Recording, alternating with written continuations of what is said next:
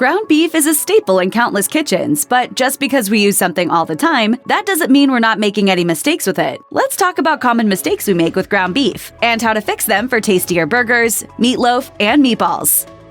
Some bad meat can ruin your evening, so how can you tell if your ground beef has gone bad? Surprisingly, it might not be in the way you think. Do you check the color as an indicator of spoilage? That can sort of work, as we found, but sort of not. If you break apart your hunk of ground beef and the inside looks a little grayish-brown, that's completely normal. That bright red color we associate with fresh meat happens when pigments come into contact with oxygen. And if the center is a little odd-colored, that's just because it hasn't been exposed to oxygen. But if most of the meat is that same grayish-brown, that's a little more questionable. If that's the case, there are two things you can do. First, sniff it. Fresh ground beef should have no smell, or a slight iron scent. That's fine. If it's a little funky or weird smelling though, it's starting to spoil. Pay attention to how it feels too. If it's starting to feel slimy, sticky, or tacky, in other words, anything but smooth and damp, get rid of it. Picture yourself standing in the meat section of your favorite grocery store. How do you pick a package or few of ground beef? Do you reach for the brightest one? Go for the most vibrant color? That's actually not the only thing you should be looking for. According to the American Meat Institute, many meat packers use a system that injects carbon monoxide into the packaging. That actually acts as a color stabilizer, and it keeps meat looking bright red way longer than it would hold its color without the gas. It's perfectly safe, but it does mean that if you're not looking at the expiration dates, you might just grab some ground beef that's way closer to spoiling than you might think, based on the color. Bottom line, always check dates. Here's another little trick straight from us to you. Pay attention to how cold the package is. If it's a little warm, it may have been sitting out of refrigeration for a while, and you should absolutely give this one a miss. You don't want a package that's been sitting on a counter somewhere before being restocked, right? That's how food poisoning happens.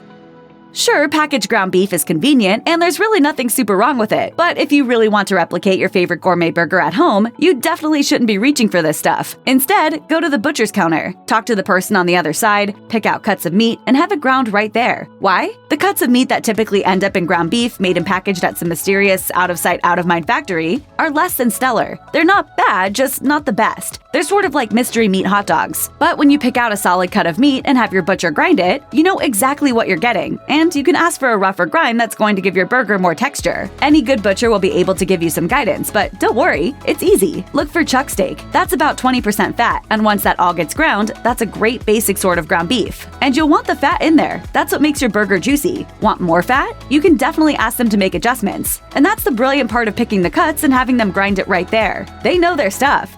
Glen beef? A butcher called Glen beef? You serious? Deadly serious, Kieran.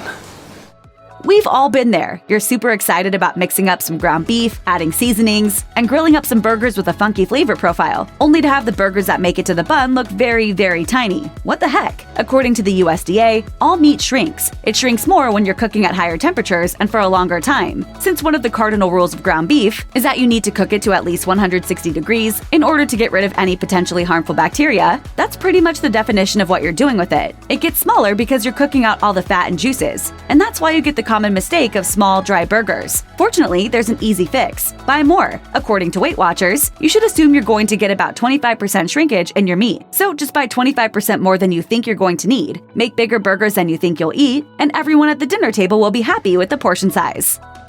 Not all ground beef is created equal, and those percentages on the packages are actually pretty important. Ignore them, and you're more likely to have a final cooked product that isn't quite what you intended. Common percentages are 80-20, 70-30, and 90-10. The first number is a reference to the amount of lean meat in the grind, and the second is fat content. Less fat might seem like a healthier choice, but when it comes to burgers, it's not one you want to make. If you know what you're planning on making with your ground beef, you can buy accordingly. 80-20 is what you're going to want to keep on hand for burgers. That fat content is going to help guarantee a nice, juicy burger. But if you're making something like meatloaf, something you're going to be cooking for a longer time, you're going to want a 70-30 mix. That higher fat content is going to help keep your meat moist throughout cooking. So when should you use the super lean 90-10? That's great for things that are going to get their moisture from elsewhere. Think of meatballs you're cooking with sauce or meatballs you're going to serve in soup. Then you can absolutely go leaner. And if you want to make your meatballs even better, go for a half and half mix of ground beef and ground pork. The sweetness and texture will be an absolute win.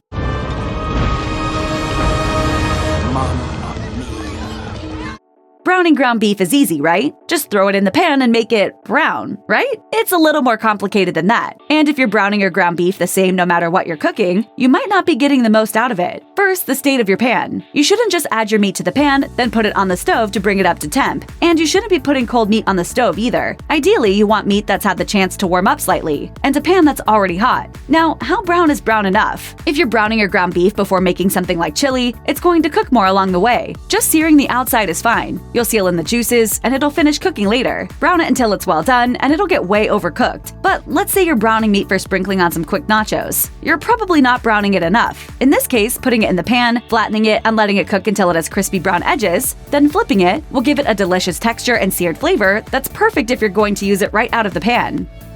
A skillet might be your go-to for browning ground beef, but did you know there's another way that some say is even better? That's your air fryer. Why is it so great? For starters, you're not going to have to stand there and watch it, and we're all busy people. Secondly, the fat drains from the meat as it cooks. And if you're trying to make small changes that lead to eating healthier, this is a brilliant one. You're not cooking your ground beef in all that fat, and that'll give you a leaner, healthier meal. It will dry your meat out a bit, but if you're browning it for something that's going to be covered in sauce or broth anyway, that's not a big deal. It's super easy to do too. Just put your ground beef in the basket, break it up, and cook for 5 minutes at 400 degrees. Open the fryer, break your beef up again and stir, then finish it off with another 3 to 5 minutes. Done! Easy, right?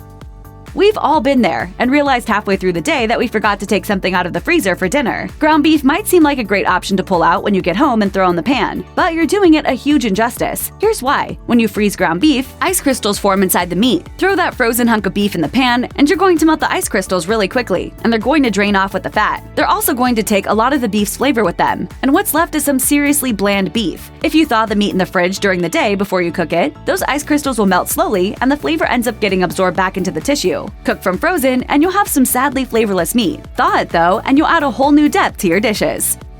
Stop us if this sounds familiar. You need to thaw a pack of ground beef for dinner, so you pull it out of the freezer and throw it on the kitchen counter for a few hours to bring up the temperature. Yay or nay? No, God! No, God, please, no! No! No!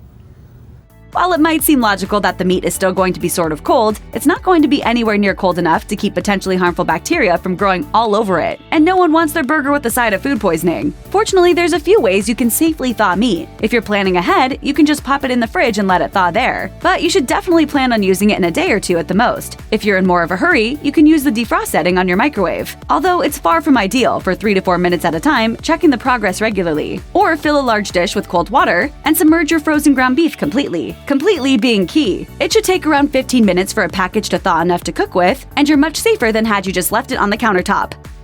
If you're one that likes their burgers anything but well done, you should probably know that the USDA doesn't recommend eating burgers cooked to less than a 160-degree internal temperature. If you're cooking your ground beef to anything lower than that, you're making a mistake that could get someone very, very sick. That's because ground beef is known to harbor bacteria, particularly E. coli, that multiply like crazy in what's called a danger zone, temperatures between 40 and 140 degrees. Cooking completely kills the bacteria and makes the meat safe to eat, but you have to hit that 160-degree number. So why can you eat a steak rare and not a burger? With a steak, the bacteria is on the outside, and it's seared off when it's cooked. The inside is pretty bacteria-free. When that steak is turned into ground beef, though, the grinding process mixes the bacteria-covered outer layer into the rest of the meat, and it's exposed to bacterial growth throughout. And that rare burger isn't worth risking food poisoning. According to Healthline, E. coli can cause things like gastrointestinal pain and distress, vomiting, and severe diarrhea, which can last for up to a week and get very, very serious. Check out one of our newest videos right here. Plus, even more MASH videos about your favorite foods are coming soon. Subscribe to our YouTube channel and hit the bell so you don't miss a single one.